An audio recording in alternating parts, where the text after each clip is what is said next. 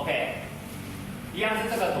好，这是中轴线嘛，哈，就是垂直的那条线，所以你越往前倾，对吧？你重心要往前倾，你才能开始跑嘛。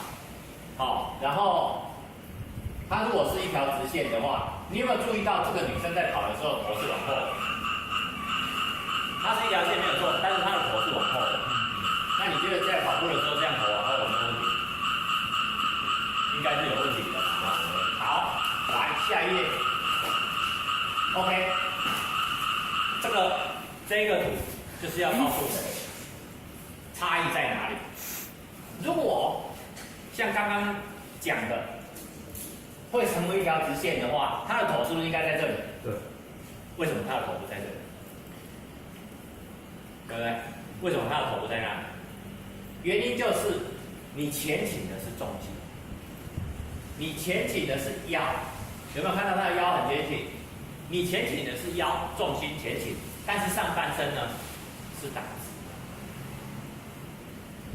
上半身是打直。如果不相信，我们来看下一页，这是奥运的选手，他跑得够快了吧？应该是目前就是最快的了嘛，哦，最快等级的精英。他如果一条直线，他的头是不是应该在那里？你有看过人家这样在跑的吗？对不对？没有嘛，对不对？既然奥运等级的选手他都不是这样变成一条直线，你为什么要用上半身去前倾？这样懂了吗？有没有看懂了？1.0跟2.0最大的差别就是在这里，重心在这里。记住，永远都要让你的重心在这里。所以你在跑的时候是这里往前倾，这里往前倾，上半身是直的，记住是挺直的，哦，不再是直线。如果你是一条直线，你跑到最后会怎么样？你会发现你的重心其实是压在前脚掌上，就是上半身前倾这样，因为你跑比较快了，所以照理讲，你重心应该会拉到这里，会从这里拉到这里，对不对？因为你上半身往前倾了，那你拉到这里的时候，你会发现脚的压力很大，脚的压力很大，前脚掌上的压力很大，膝盖也很大，所以如果你跑到最后膝盖会痛，就是很多是这个原因。我自己以前就是这样，我后来一直找不到原因，我后来去上徐国峰跟这个作者罗曼诺夫的讲座，徐国峰跟我讲，我才发现。所以那个时候我去上完了以后，才会有1.0版，才会有2.0版跑出来，就是因为这样。哦，后来这个原因才让我改掉膝盖痛的毛病。哦，所以这个很重要哦，记住重心永远要放在这里。如果你的重心拉高，你的身体就会变成往前倾，你的脚就会踩到重心的后面去，你的脚就会踩到重心的后面去，那你的脚就会很沉重，你就会觉得你每一只脚都非常的沉重，很难的拉抬高，很难的抬起来。好 ，OK， 下一页。这样关于第一点有没有问题？重心的部分有没有问题？重心很重要，非常的重要。我讲的第一课里面，第一点比第二点重要，第二点比第三点重要。如果你第一点没有做好，你后面做的再好，通通都没有用，通通都没有用哦。所以你一定要先做好第一点，把重心保持好，再去注意你的第二点跟第三点有没有做对。如果你第一点没有做对，免谈，其他都不用讲，就是全部都错。但是你会发现你在跑步的人很多都是第一点就错了，因为方向跑，他低头跑，有没有？找钱，对不对？找钱啊，低头跑的，哦，用上半身跑的，都一样，他第一点就出毛病了，就出问题了，重心没有保持在这里，哦，所以身体好像不用讲。好，还有我们的重心在这里，对不对？这是我们常说的核心，对不对？核心很没有力，不相信的话，做核心运动，有没有在做核心运动？能不能撑超过1分钟？是不是1分钟就没力了？按你跑马拉松跑那么久，他会不会没力？当然很快就没力了，没力它会怎么办？本来你跑还可以这样，我跑得很轻松，到最后它会这样，它会自动就往后缩，有没有看清楚？它会自动往后缩，而且它不会告诉你，它不可能跟你说我没力了，想办法自己处理一下，会吗？不会嘛？它没力了，它第一件事情就是先往后缩。它往后缩的时候，你有没有发现我的上半身就往前倾？有没有？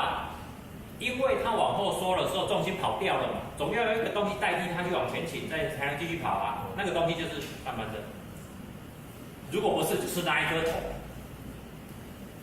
如果你的上半身没有前倾的话，就是会变成那一颗头去前倾。哦，所以重心就怎样，咻，跑上来了。所以就要回到我刚刚讲，你的重心就跑到后面去。然后我们通常叫这个叫做坐着跑，因为你屁股在后面，屁股在后面坐着跑，它最后导致的结果就是一样，你膝盖会痛，膝盖会痛，会有那个毛病跑出来。好，这样第一点没有问题哦。第一点一定要确确实实的做好。如果有其他的跑法违反第一点，就不用练，特别是脚不弯曲，那你会受伤嘛，对不对？好。第二点要跟你说脚落下的位置，你永远不要管你的脚会落在哪里，因为只要你在想，你的大脑在想我的脚应该落在哪里，它就永远不会落在你想要的位置上。特别是如果你想要出力，它一定会咻，就落到前面去。你跑步越想要出力，你就越会出在水平的运动、跨大步上，因为以前的肌肉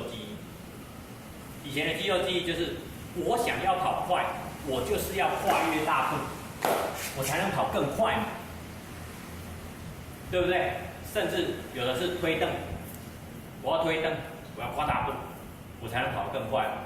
不要怀疑哦，到1980几年的奥运的选手还是用这样在跑，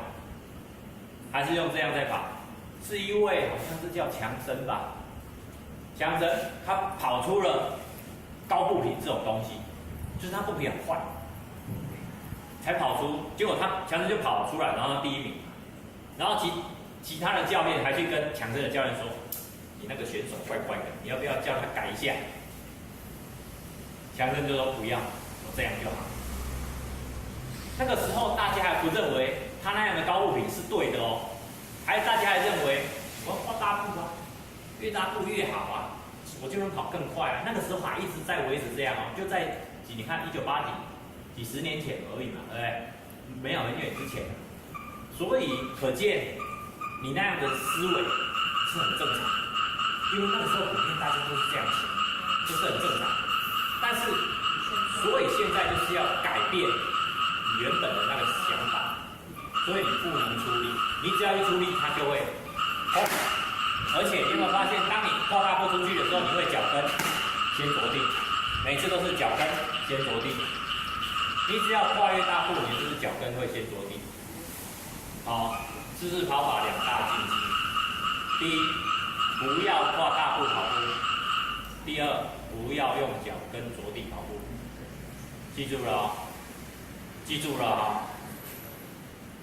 好 ，OK， 下一页。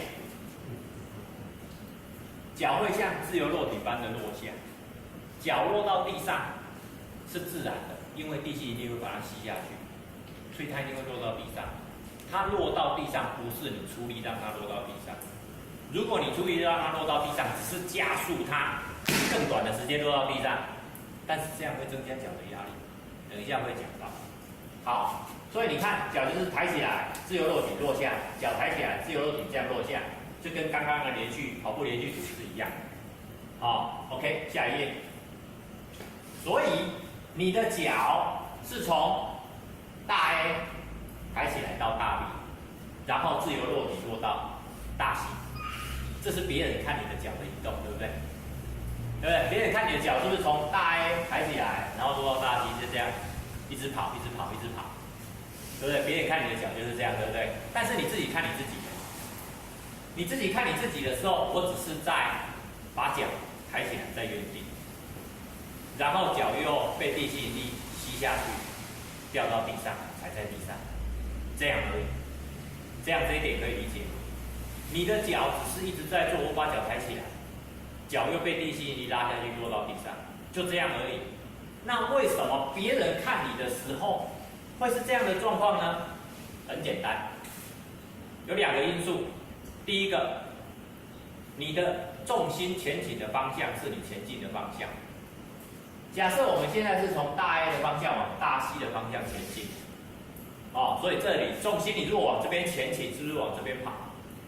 对不对？这是方向，第一个有方向。再来第二个，无论你跑步的快或慢，你一定有一个速度，对不对？比如说每公里7分数，或者是8分数，或者是6分数、5分数，对不对？总是有一个速度嘛，对不对？你在跑一定有一个速度嘛。所以如果你把脚在大 A 的地方抬起来，它有可能在原地就抬起来吗？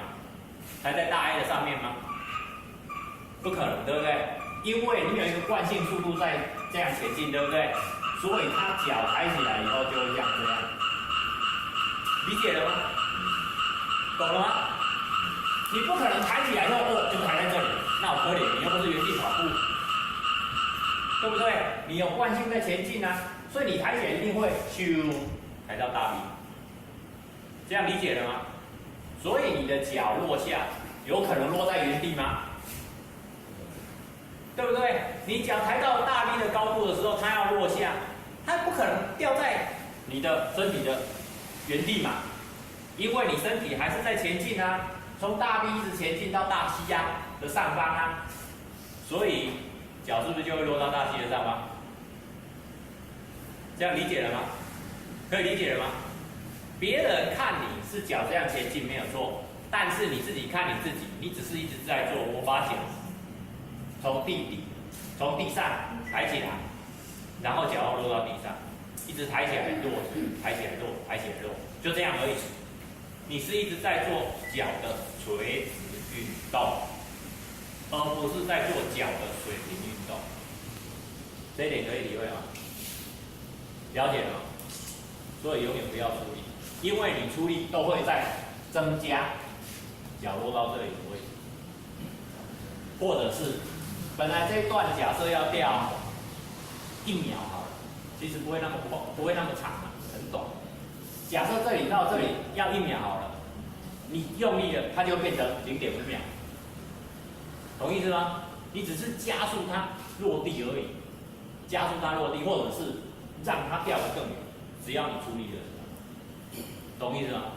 但是这样是不好的，没有用的，这样并不会让你跑得更快。好，下一页。所以这样跑对不对？静止嘛，当脚跟着地。如果说这张图它已经着地的话，那脚你看伸直无打紧，跟脚跟着地，不进流胸。保证受伤。如果这样已经着地的话，保证受伤，温气炎。好，下一页。脚踩在前面，重心的前面就会有一个着地角度。这个着地角度可以算出它的剪力效应有多大。所以这个着地角度如果越大，它的剪力效应就越高。而且你看，你觉得它这样子是在加速还是在刹车？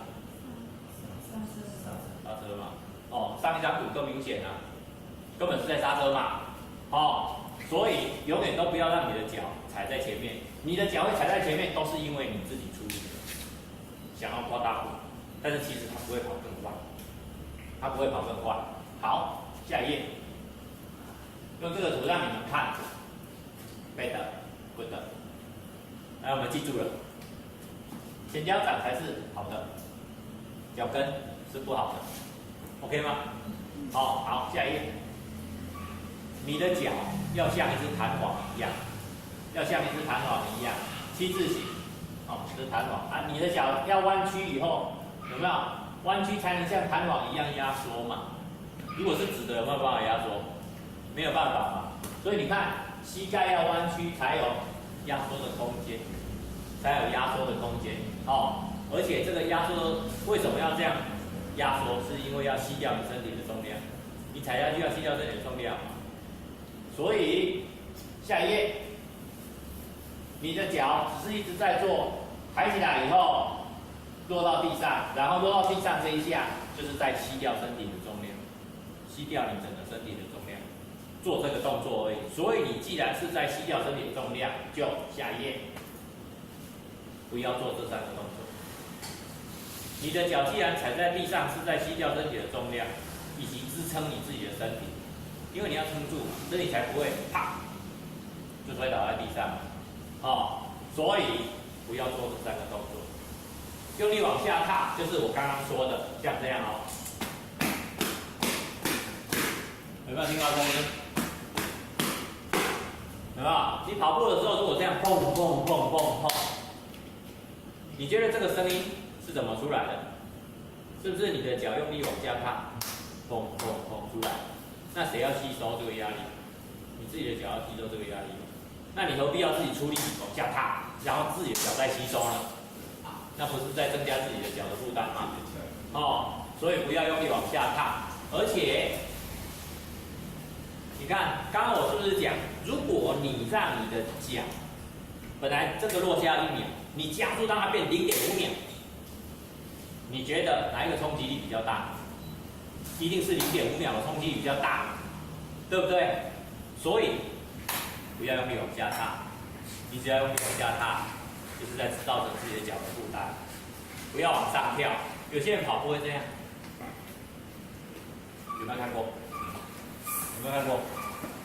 有没有看过？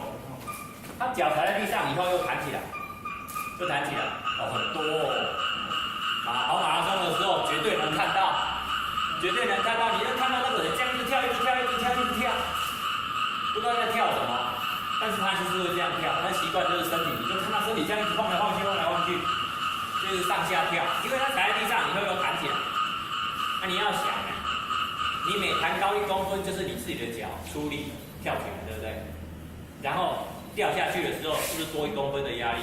还不是你自己的脚要吸收，按结果才烂。哦，所以跑步的时候不要这样跳。所以我们一直练，就是在为了要练让自己的身体不要这样，嗨。还有，就是跑一跑就说，哦，我加重点，有没有？不加重点。如果不是刚吃饱就去跑，或者是吃很饱就去跑，那就是表示你一直在晃嘛。那个内脏又不是整个都贴在这里都不会动，它只有一些细膜把它包住而已。那个胃你这样子给它晃，一直给它晃，那也没停啊，对不对？那个内脏你这样一直给它晃，上了那也没停。哦，所以不要跳，记住不要跳。好，再来不要推蹬。推蹬就是你的脚踩在地上以后会往后磨嘛，往后磨，然后试图让你增加一个往前进的推力。以后到这里的时候，它要这样蹬，就是像我刚刚说的这样，蹬出去，不要推蹬。你这样蹬出去以后，没有错，你会增加你的滞空时间，会让你踏步踏得更远，没有错。但是你要想第一个，你这样跳起来是不是小腿在出力，让你好像冲出去一样，有增加一个往这个方向的推进力。但是第一个，你看这样小腿是不是负担很大？那你跑步要跑多久？是100公尺，还是200公尺？你要跑10公里以上，你压力你冲，一旦动不了，对不对？10万公尺至少，是吧？1万公尺至少要踏1000步嘛，对不对？1000步最少，差不多嘛。1000步那动不了，小腿就撑不住啊。哦，再来就是你跳起来以后，它没有说它有一个往这边的分力跟这边的分力。那你跳起来以后变高了，没有说飞更远，落下去那个压力不是更大，对不对？你落更远，落下去那个压力是不是更大？还不是你自己的脚要承担更大的压力？你要牺牲掉很多。推蹬它是有对跑步有帮助没有错，但是它必须要牺牲掉很多东西。让你去得到这个步伐的变大，这样配合不划算，负担太大，哦，所以不要推灯，记住这3个不要做，不要做。OK， 第2点讲完了，第2点讲完了，有没有问题？有没有问题？以前没有听过的有没有问题？没有。有问题要直接讲哦，看哪里有听不懂的或者动作看不懂，你要马上讲，我马上跟你说，哦 ，OK 哦。第2点比较多哦，有没有发现我一直在讲这个不行，那个不行，啊这个也不能做，那个也不能做，啊这个别当出烂，什么都不行就对了，因为我一直在打破你以前的想法，就是跑步要出力，哦跑步要出力，而且跑步就是要推蹬，或者是要往水平的方向移动，哦哪里要怎么样都不是。哦，我一直在推翻这些东西。好，下一页。所以你的脚是轻柔的踩在地上，哦，不会有砰砰砰砰砰的声音。哦，刚刚用力踩它，就会砰砰砰。另外还有一种，它会怎么样呢？它跑步的时候这样，有没有听过？有没有听过？有没有听过？有。咔咔咔咔咔，有没有？他脚会这样咔咔咔，每次就是脚是会这样一直磨，一直磨，一直磨，然后他的鞋底很快就前面就磨光。常常他在跑，就是老师会一直听到磨磨磨磨的声音，就是因为他每次脚要，我们的脚在着地其实是抬起来落下，刚刚已经讲了嘛，我们是在做垂直的运动嘛，但是他脚就没有抬很高，然后经常性的就会这样咔咔咔咔咔这样去磨，这样去磨。你想想看，我们在前进，你老是这样磨，这样磨，这样磨，不是在增加阻力吗？而且什么人最容易这样呢？当你的重心以上和地上找前去，这种人就很容易这样。好，所以记住重心很重要，我一直强调重心很重要。所以你也不要这样磨。如果你发现你有这样的声音，拜托一下，脚是在上下上下，不要再这样磨了。好 ，OK， 每次踩踏都是在吸掉身体的重量，跟在做支撑，在做支撑。你如果要前进，你只要把重心往前倾就会前进。譬如说，原地跑步，原地跑步不会动，对不对？就在这里而已啊，你只要把肚子推出去，是不是就前进了？我只要把肚子推出去就前进了，然后我要往后就把肚子往后，有没有？我要往右我就把肚子往右，往左就把肚子往左推，有没有？你把你的重心往哪个方向推，它就往哪个方向前进，就这么简单。所以你要跑快的时候怎么办？就推更出去啊。你就把肚子推更出去，它就会跑更快了，只是你受不受得了而已。是你受不受得了而已。它脚会自动跟上啊，但是你很快就会很喘，受不了，你就会自动减速了。如果再不减速，那就准备趴下去。好 ，OK， 好，下一页。第2点没有问题啊，那我们就进到第3点。第3点就跟你讲怎么样去踩踏。你的脚在着地的时候要用前脚掌，书上不是这样写，书上不是这样写，它写一个脚束部吧，束球部那里。等一下我有图让你看前脚掌在哪里。我们要用前脚掌先着地，前脚掌注意是脚掌然后再用整只脚踩下去注意不是脚尖，哪里叫脚尖？等一下跟你说也不是整只脚。当然更不会是脚跟嘛，刚刚已经一直强调了。好，下一页。好，前脚掌在夹好这脚尖嘛，你别讲脚趾头嘛，会使。我们来看脚，这里是脚趾头，对不对？前脚掌，对不对？这是什么？足弓，再过去足跟，对不对？我刚刚是不是已经一直强调足跟不能着地了？所以这里就打叉嘛，不能着地了嘛。足弓有没有可能着地？足弓如果我可能着地，那个人也是算厉害，哦，应该是不可能，足弓不可能着地嘛，足弓不可能着地，所以这边后面都杀掉了嘛，对不对？所以剩下可以着地的地方剩下哪里？脚趾头跟前脚掌呀，是不是剩这两个？啊，你想想看就好了。你用脚趾头着地会比较好吗？啊，所以这样还用讲吗？不是前脚掌还能哪里有着地？你规卡打你啊，当然是前脚掌啊。然后现在市面上最流行的是中途跑法，有听过没？中途跑法强调的是，你的脚要前面跟后面一起着地，去分担掉你身体的重量。我有没有很有道理？很棒，对不对？你看哦，平均前后同时着地去分担掉，这样脚的负担比较小，很有道理，对不对？好，那问题就来了。第一个疑问，你觉得你的脚前后同时着地的几率有多高？对不对？不可能吧，很少啊，几乎很少。你就算刻意故意要这样子，我觉得他都不太会同时着地，应该会有0.几秒的差距。其实应该会有0.几秒，真的很难这样。我同时着地，对不对？这就是中途跑法。我们老师第一个提的疑问啊，你怎么让他同时着地？你怎么告诉我他真的是同时着地？搞赔，要么就是前面，要么就是后面啊。那我可以今天大概用这样2个同时，对啊，所以就这样，就中途就不用讲了。哦，好，那前面跟后面哪一个先着地？还用讲吗？刚刚是前面啊。哦，都要记住，要用前脚掌先着地。OK， 这一点没有问题了吧？前脚掌加哦，而且，有没有听过内倾脚跟外倾脚？我们的脚着地的时候，有可能这样平平的这样，同时这样整片这样下去吗？也不会。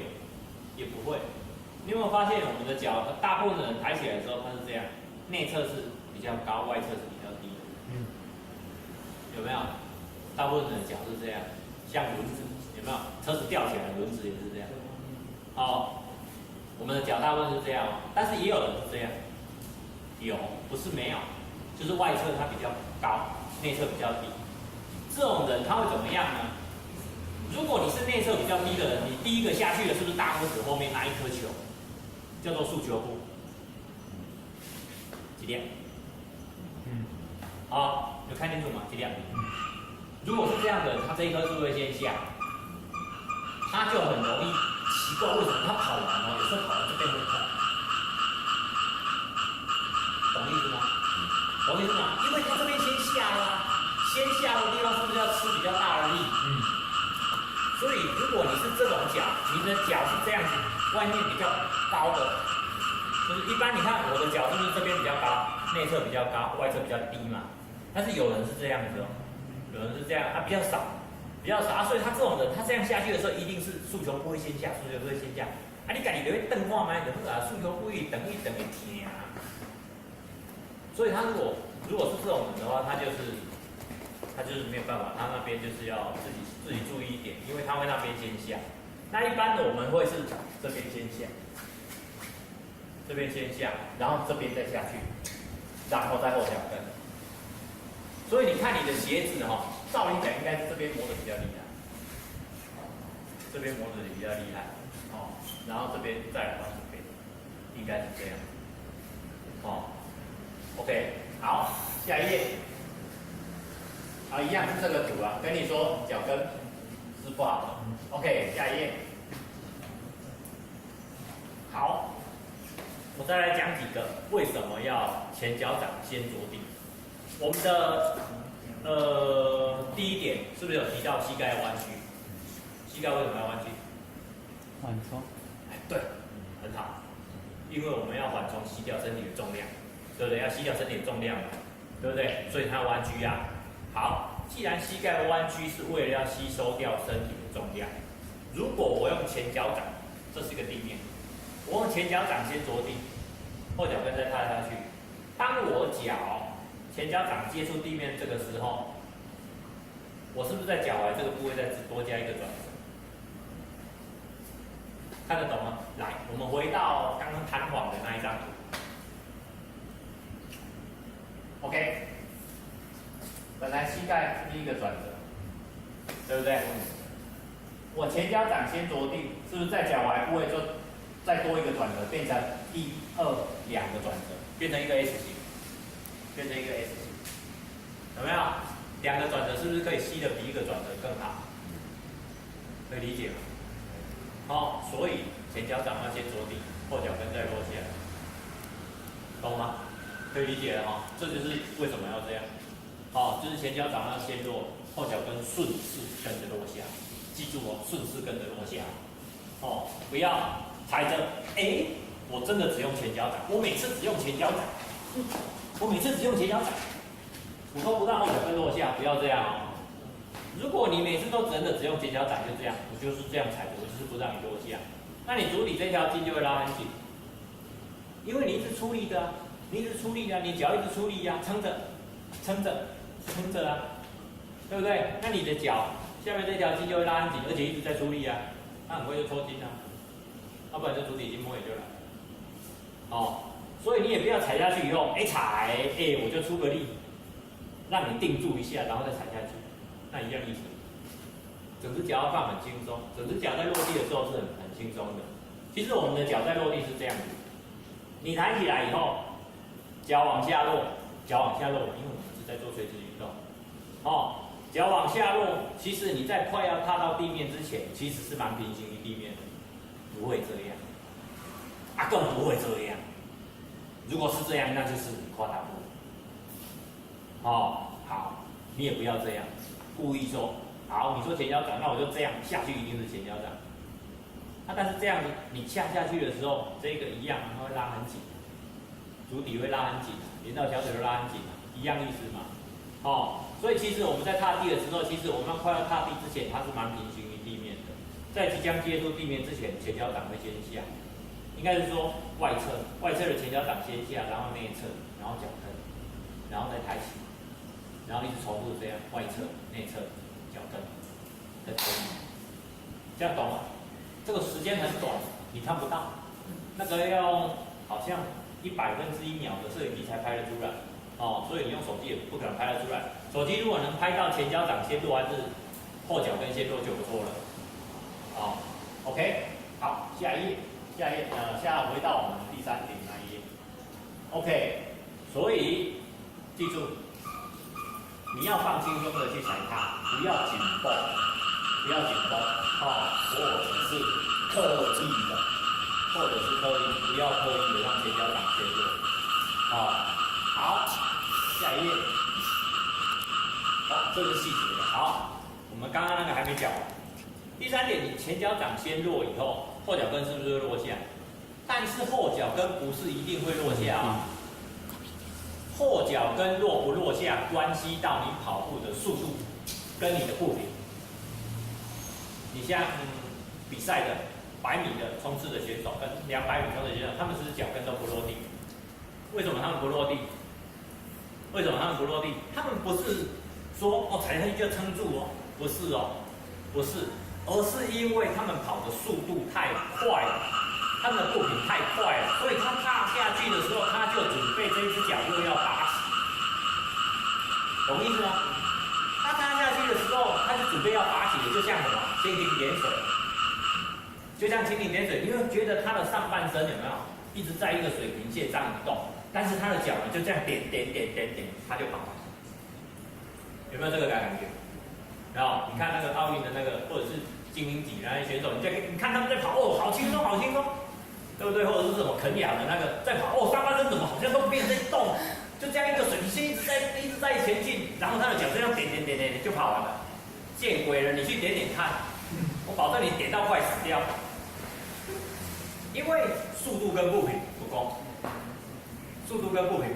你的后脚跟如果不着地，就是表示你距离要撑住，这样可以理解。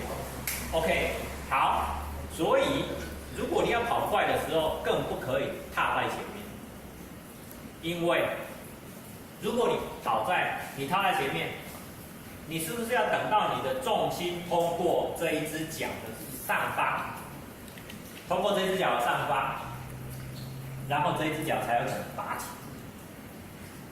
对不对？如果我的重心在这只脚后面，我有可能拔起吗？它拔起，然后我不就一直往后退，懂意思吗？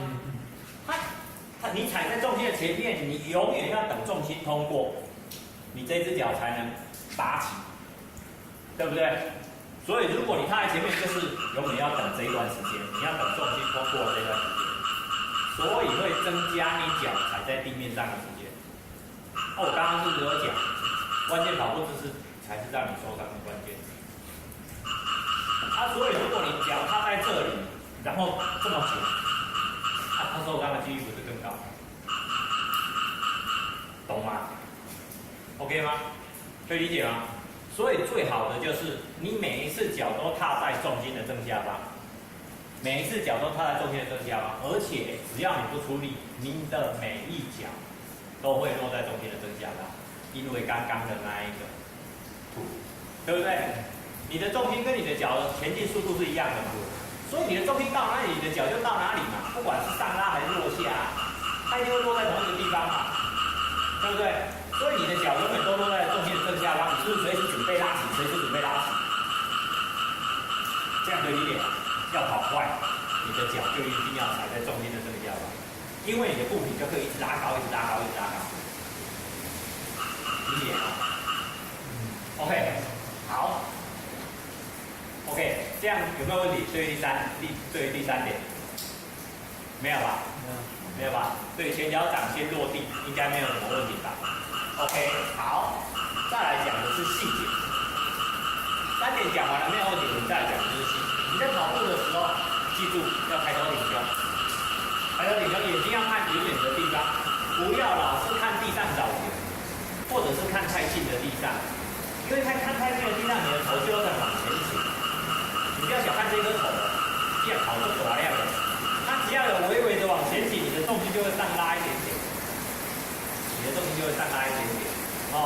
所以记住，眼睛要看远远的地方，或者是看前方20公尺的地上。为什么有2个？因为有的人看远远的地方的时候，他的头会这样，他头会往后，你知道吗？往后有，我就是有看过。社团里面就有，我就跟他讲，他是那种要看20公尺地，前方20公尺地上的。如果是这种人，他头往上的时候，你就要叫他看前方20公尺的地上，去调整一下他头的角度。不要让他往后仰，因为我们好不容易把重心往前推，你头会往后仰，我这边这样，懂吗？OK， 好，所以眼睛看远远的地方以后。抬头挺胸，记住抬头挺胸。你的颈椎跟你的脊椎，把它拉直，拉直，绝对要拉直。你可以想象有人从头顶用一条线把你拉走，像吊傀儡那样把你吊走，吊傀儡那样把你吊走。因为你一天之中只有在跑步的时候，颈椎跟脊椎会拉直。信不信？你坐着一定不会好好的坐。如果不是弯腰、驼背，不然就是没骨头，有没有？你顶起来嘛？那不能这样嘛？对不对？坐在沙发上看电视更是了，没有躺着就已经不错了，绝对不会好好的做，有没有？对不对？要不然我们问当兵的看看有没有？当兵的都不会这样好好的做。除非被长官说去政府速做，对不对？速做的时候才会嘛。要不然其实你大部分整天的时间几乎都是弯腰驼背的。只有你在跑步的时候，你可以把脊椎跟颈椎拉直，对不对？所以这个时候你再不拉直，你要等什么时候？记住，一定要拉直，而且要抬头挺胸，因为你抬头挺胸的时候，胸廓才会开。如果你这样驼背，那个胸廓怎么可能会开？你就越跑越喘，越跑越喘所以记住要抬头挺胸，眼睛看远远的地方，不要驼背。好，下一页。再来第2个细节，双手，手指放在这里，腰旁边，被动的平衡，被动，记住是被动，被动的平衡。所以因为我们的脚一直在换脚支撑，所以它会被动的去平衡。你不要刻意这样。不要刻意去晃来晃去，晃很大，晃很大，确实是好像会感觉好像有增加脚的跨出去的那个幅度，但是不要这样，它会浪费你的力气。不要这样晃，你也不要说不要晃，那我就锁住，这样就轻松了吧，都没有什么晃动，应该不会有什么浪费力气，但是这样你就会紧绷，你的这里会紧绷，所以像那个什么Tintin他说跑步会耸肩，我不知道为什么他跑步会耸肩，打橄榄球的样子，所以跑步会耸肩。跑步要放轻松，手要放轻松，只是手放很轻松，但是不会像这样甩，你这样甩就更难跑嘛，因为半径。为什么这样更难跑？不知道，因为回转半径啊，你手这样子晃来晃去，它的半径是比较大。如果你缩回来，它的半径是不是剩这样？半径短的时候，是不是晃动就比较小？这个跟脚也有关系哦，脚的也是半径哦，脚的也是半径哦。OK， 所以手不要这样晃来晃去，晃来晃去。那还有一种，手在这里，有没有试过？有，这个就很多了吧，一大堆哦。跑慢的时候没关系，那就是这样而已。但是他跑快的时候怎么样？有没有发现，他跑快的时候，他手就开始摆过来，超过你的身体的人中这一条线。有没有发现我的肩膀就跑出来了？然后再摆，又跑出来了。他跑越快，摆越大。他又不是在掩护待机，你这样晃来晃去有什么用？对不对？我们在往前进啊，你这样晃来晃去只是在阻碍你的身体前进而已。所以永远手不要摆超过身体的中线，不要摆过去。你一摆过去就会开始晃。你在跑步的时候，肩膀要这样一个平面，正朝你要前进的方向，理解吗？不要晃来晃去，太难。所以手它摆动其实不大，小的，但是也不会真的这样子硬的。不会真的这样子死的啦，它会有个角度啦，只是你的角度不会再不要超过就是了。如果你还不会常常这样超过的人，你要练抗旋转。抗旋转有一种肌力训练叫做抗旋转，但是抗旋转的肌力不足，所以你常常会这样看。你要去练抗旋转。好 ，OK， 这样这一页讲完了，有没有问题？下一页。好，这个是取自徐国峰的书里面的一段话，说我们为什么要一直不断的跑下去？因为在痛苦的当下，自己有能力超越的时候，不屈服于身体本有的限制而掌控它，那种超越的快感，会一直延续到训练总是不再结束。而且让人产生面对人生的信心与勇气。OK， 你们都有在跑，对不对？认同吧？对啊，其实不是只有比赛而已，你平常在训练的时候就可以让自己很有成就感，而且很有信心。这一段话跟大家分享。OK， 下一页。这边那只是要跟大家讲说，如果我今天讲的内容忘记了，就在档案区，户外跑的档案区。我记得我有贴到学讲团里面，不是吗？我应该有贴吧？我记得我有贴，我记得学讲团我也有贴。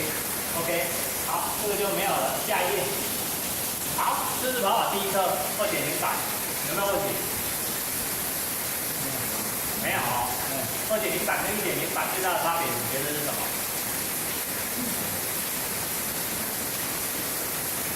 下面一个单词。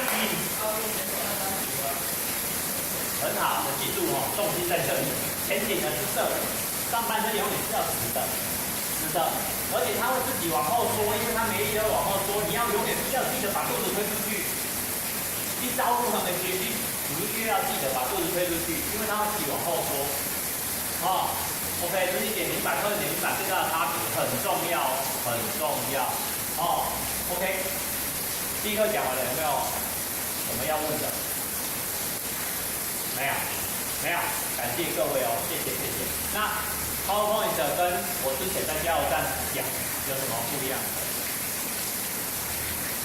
听错啊？